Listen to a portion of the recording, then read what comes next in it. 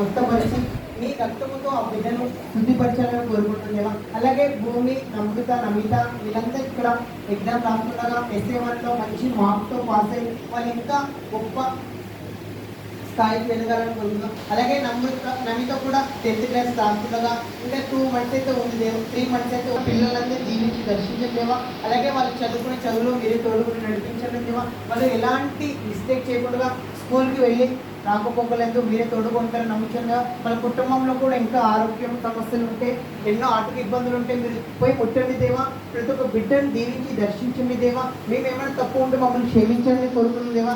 అలాగే ఈ సర్వోన్నత ఆలయం కూడా ఇంకా అభివృద్ధి చెందాలని కోరుకున్నాం దేవా. ఈ సర్వోన్నత ఆలయము మొన్నటి దినాన ఈ రోజుతో వారమైన దేవా. నీ గోడలు నీ చిత్తానుసారం జరిగినందుకు నీ కృపను బట్టి మేము ఇంకా కృతజ్ఞత స్థుతిని చెల్లించుకుంటున్నాం కోరుకున్నాం దేవా. అలాగే దేవా మేము కూడా ఈ సేవలు ఇంకా మేము వచ్చి పని చేసే విధంగా